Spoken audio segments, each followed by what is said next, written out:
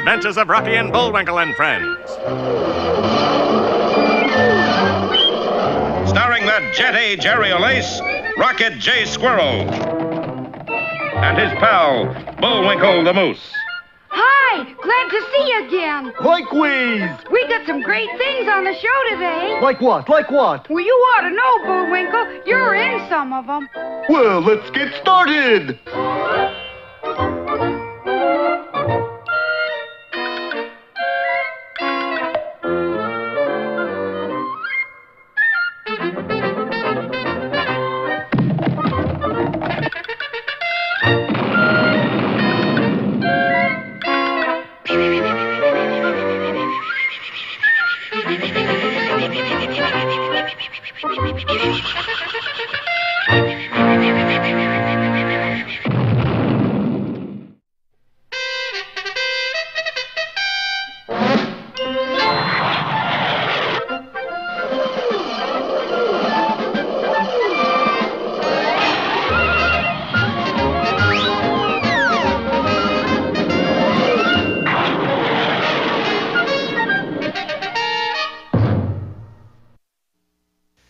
Well, there it is. Within that dusty box lies the fabulous Curwood Derby, whose wearer becomes the smartest person in the whole world. And who's about to buy the Curwood Derby? None other than Bullwinkle Moose himself. And do you know who's the happiest man in the world about it? Boris Badenov. Don't shoot, fearless leader. Moose has found the Curwood Derby for us. Well, Badenov, you locked in again. Sure. As soon as Moose gets Derby, we take it from him. Then we rule the world. We? You rule the world, old boss fella, baby doll. Meanwhile, inside the hat shop... Are you sure that's the right size, Bullwinkle? It says right here, 7 and 5/32. That's it. Now I'll just... One moment, sir. That'll be $8 even. $8? Even. We don't have $8 even. If we had $8, it'd be odd. Then I'm sorry. This box goes back on the shelf. Badenov, the Moose must get that hat. Leave it to me, fearless leader. Gee, I sure wanted that Derby, too. Well, hello. Are you ready for your question on our Moose on the Street quiz? Who are you? Allow me to introduce myself. I'm your genial radio quizmaster, Art Looklater. Now, for $8 cash even, answer this one question. Who is buried in Grant's tomb? Gee, I was reading about that just the other day. Do you know, Rock? Sure, but I can't tell you. That'd be cheating. Go ahead, I'm not listening. Sorry, Bullwinkle. Okay, I ask another question.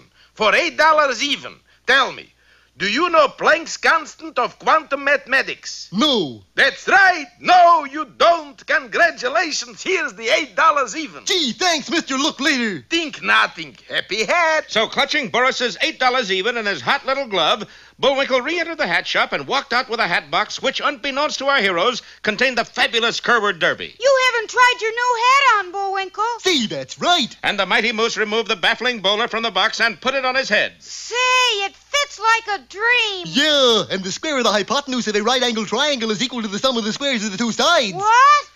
I said the orbits of periodic comets have an aphelion at a distance of 77 AU from the sun. Bullwinkle, what are you saying? I don't know. It's just that la plume de ma tante est sur le bureau de mon oncle. Bullwinkle, you're talking French. Oui. But you don't know French. Non, je ne parle pas français. It was then that Rocky noticed thin trails of smoke coming out from underneath the bowler. Hokey Smoke, your head's on fire. And Rocky snatched the Curwood Derby off Bullwinkle's smoldering scalp and fanned his brow with it. What happened, oh fearless leader? It's obvious, Badenov. The Moose simply was not used to thinking. His brain overheated. Do we grab the Derby now? As we say in Pottsylvania, why not? But suppose they snitch on us to the police. Dead men tell no tales. What about dead mooses? Also, Hot diggity. You mean I get to steal Derby and knock off Moose and Squirrel? Badenov, be my guest. You know, oh fearless leader, you're really a fun villain.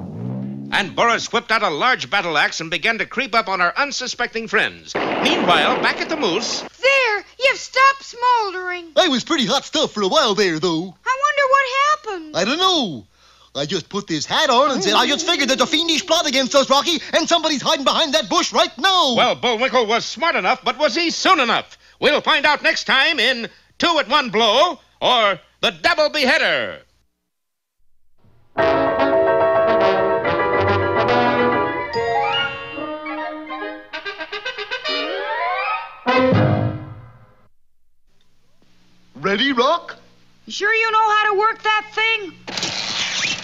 No. Anyways, here's what it was supposed to look like.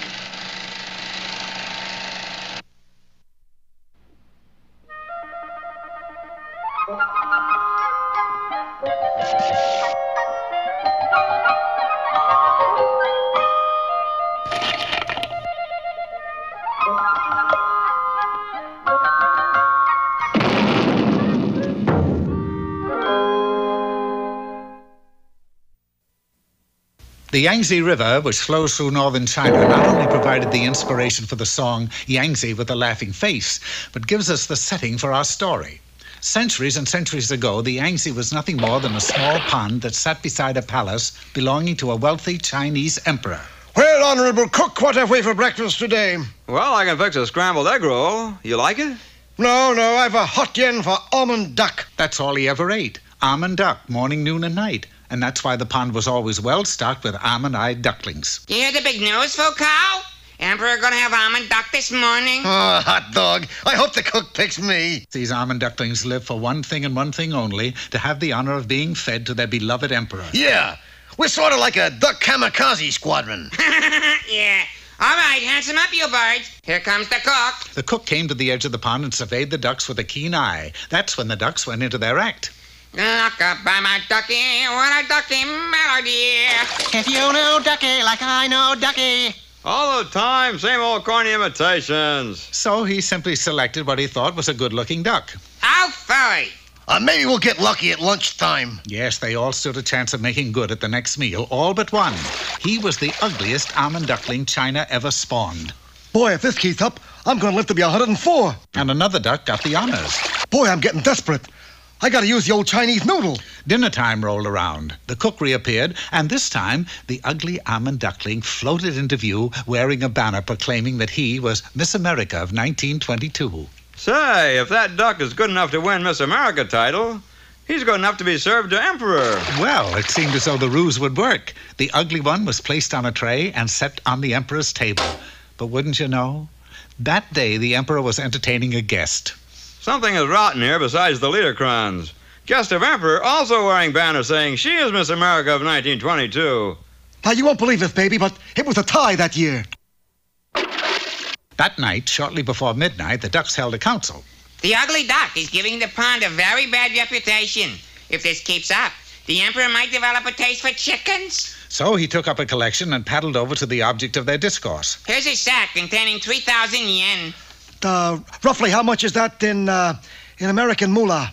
Well, roughly speaking, I would say like $1.50. Oh, boy. What do I do with all this loot? Why don't you get talented so the cook will take you out of the pond? Dawn found our hero flying into the nearby city of Taiping, where he enrolled at the Rock and Egg Roll Conservatory of Music. Sure, I can teach you how to play music, but you're going to be the ugliest duck ever to graduate from here. He studied night and day, and a few other Cole Porter songs, too, in the hopes that musical talents would counterbalance his ugliness. Finally, after 1 year of diligent practice on every instrument known to man, he headed back to the pond. Handsome up, you guys. Here comes the cook to get the Emperor's breakfast. The cook was amazed, for instead of the usual varied array of imitations, the ducks merely lined up and gave the floor to... Holy mackerel. Never had he witnessed such musical virtuosity. And at the conclusion, not only the ducks, but the birds and the fishes broke into a rousing ovation. The cook had no alternative but to pluck the exhausted duck from the water. Now I get the orange sauce treatment, huh? Oh, no. I'm going to mail you to Phil Spitalny. He can use a duck like you. Failure again. In a sense, that is. The duck put in 2 years playing for Mr. Spitalny and then decided to form his own band. He did very well and even received an offer to play the palace. But the only palace that he really wanted to make good in was the Emperor's back home. Hello, MCA. Cancel my road tour. Notify the trades. I'm giving up showbiz. Back to the pond he flew, and what he viewed upon arrival startled him. Oh, for the cry-eye. The pond is still stocked with ducks who are prettier than me. Oh, I'm going to remain from here to eternity. Suddenly, a Chinese frog leaped onto a lily pad. What you got tears in your almond eyes for? I'm as ugly as 4 days of bad weather, that's why. Yeah, well, a lot of people are ugly. I was ugly once myself. I can't believe it. How come you're not ugly now? Well, I believe that's why. I believe you believe, but what do you believe? I believe that I'm good looking. Well, this was something he hadn't tried. So for 24 hours, he believed he was no longer ugly. And you know something? It worked. By morning, he was the best-looking duck in the pond. Oh, you got it made, kid. Oh, you're sure to get picked from the pond. He was, but not by the cook. The cook selected someone else. Ah, but don't feel too sorry for the poor little duck. You see, his name was Donald, and he was taken by a man named Walt... Well, never mind. That's right, and now I go...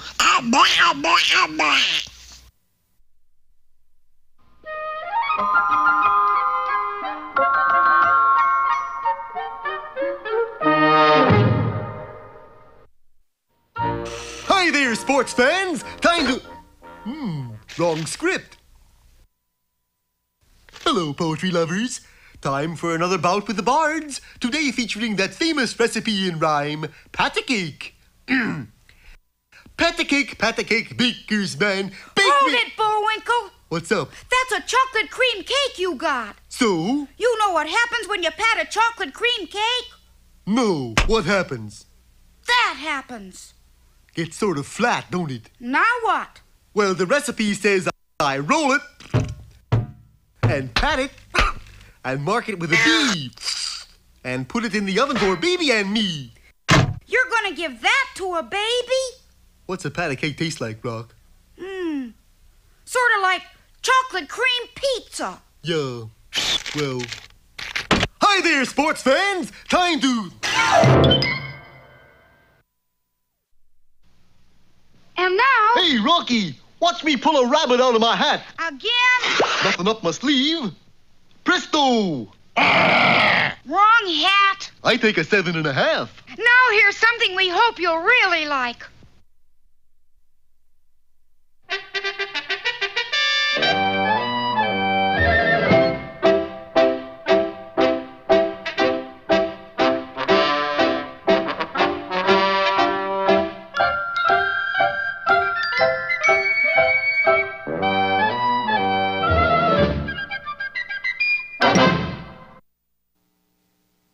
Meshy Falfoof out there. Peabody here. Meshy Falfoof, Mr. Peabody? That's Arabic for hello, Sherman. For our destination today is the Arabian Desert, the time 1917, and the man we're going to meet, the legendary Lawrence of Arabia. We set the Wayback Controls and were immediately teleported back through time and space. All of a sudden, there we were, inside British Secret Service headquarters at Cairo. Gentlemen, I have two reasons for believing that Turkey is going to declare war on us. One, they've cut off our supply of Thanksgiving turkeys. Oh, that's terrible. Bad show, that. And two, they've sent a nasty letter to Parliament. Oh, the devil you say. They wouldn't do this. Now, we must send someone to steal the Turkish plans. Do I have any volunteers? For some strange reason, the room emptied. Dash it all, every time I ask for volunteers, they chicken out. I wish they'd turkey out this time. Begging the Colonel's pardon, but you have a clerk in the outside office who can do the job. His name is Lawrence. The Colonel promptly called him in. So, you think you can work undercover for us, eh, Lawrence? I should jolly well like to try, sir.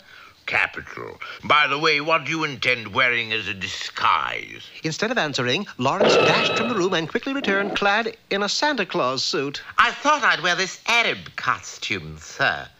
Perhaps we better send someone else. Mr. Peabody and I'll go with him. Are you any good at Secret Service work, Peabody? Colonel, I invented Secret Service. Convinced the matter was in capable paws, the Colonel bid farewell. That night, Sherman and I bought Arab outfits and went to Lawrence's hotel room. I hope he's ready to go. I hope he's wearing the proper disguise.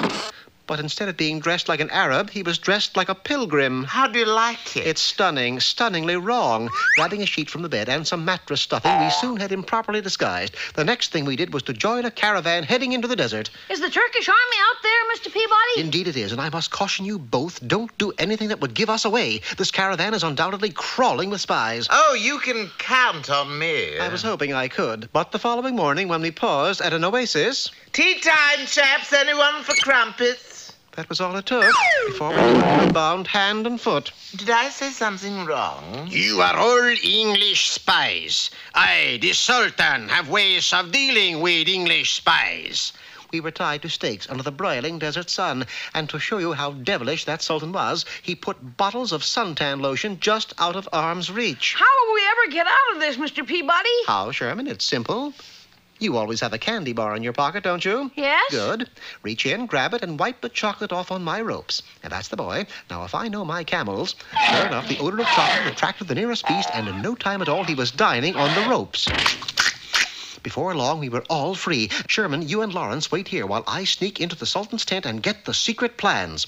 I made my way carefully past the Turkish guards and into the tent where the Sultan was resting. Inside a pouch labeled Secret Plans, I found what I was after. Unfortunately... I say, Peabody, old chap, whilst you're looking for the secret plans, see if you can find a tea cozy. Naturally, the Sultan awoke and immediately sounded the alarm. Quick, Lawrence, this way! We ducked out a rear exit while the guards began a frantic search. I'll go get Sherman. You saddle up a camel. You can count on me. Yes. I found Sherman where I had left him. Peabody, Sherman over here. I had instructed Lawrence to saddle a camel. Instead, he had saddled the Sultan. Guards, come here, quick! The English dogs are here! Before we could move, we were hopelessly surrounded. That's when I reached into Lawrence's pocket and pulled out a hand grenade. Stop! One more step, and I'll blow us right off the Rocky Show. But I say, Peabody, old thing, that's not a grenade. Later, Lawrence, later. The threat of an explosion did the trick. 1 week later, the entire Turkish army turned itself over to the British. Now, what about that grenade, Lawrence? I was trying to tell you that's an apple. If you had pulled the stem out and thrown the ruddy thing, nothing would have happened. Watch. Lawrence got 60 days for destroying Secret Service headquarters. As for the Sultan and his army, they were put inside large barns containing hay. I don't get it, Mr. Peabody. How come they're in there? Well, apparently, Sherman, somebody likes a turkey in the straw.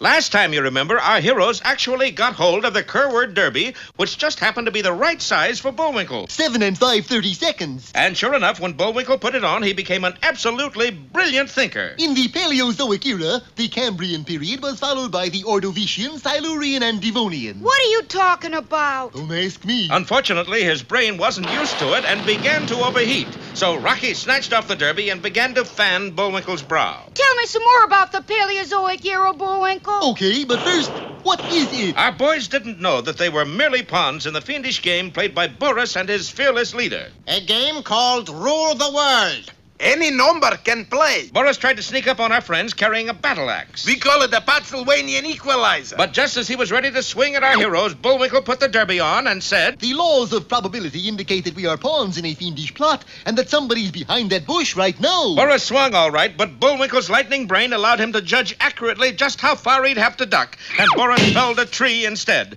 a tree which dropped right on fearless leader. The horrified Boris ran to his side. Fearless leader, what have I done? First, you have goofed another job. Second, you have shortened your life expectancy greatly. No, wait, fearless leader. I'll get the derby. Double-cross my heart. Very well, bad enough. Your life is spared. Because you are so kind-hearted and generous? No, because my gun is jammed. And Boris once more set off after our heroes. Gee, Bullwinkle, how come you're so smart all of a sudden? I just figured it out, Rocket, old chap.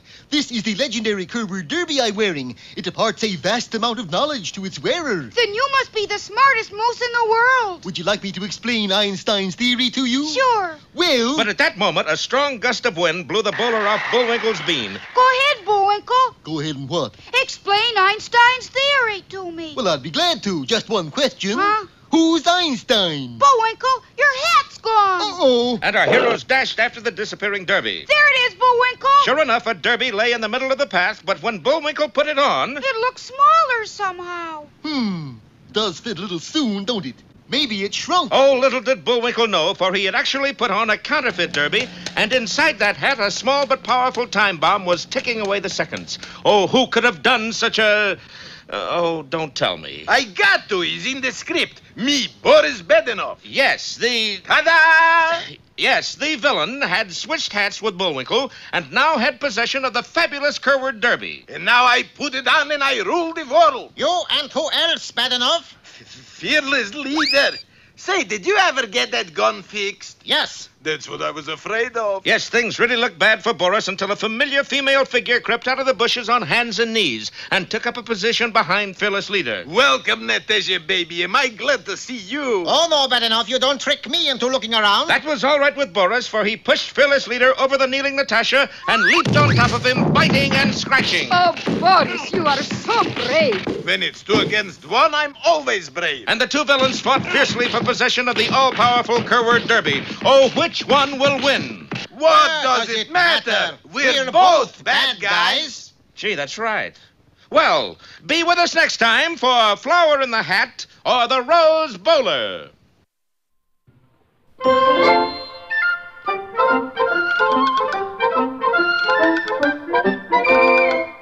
Well, I guess that about wraps up another Rocky show. Certainly hope you enjoyed it. I did. I always say... Bullwinkle, time for us to go. Already? Okay, but first, here are some of the people who made this show impossible.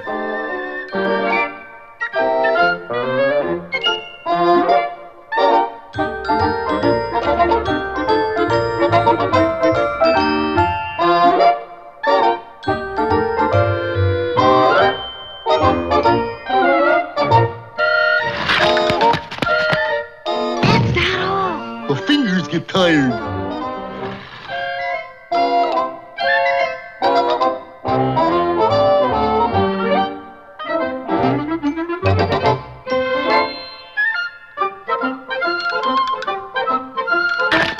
Oop! Got away from me again. Well, see you next time. Ready, Bullwinkle?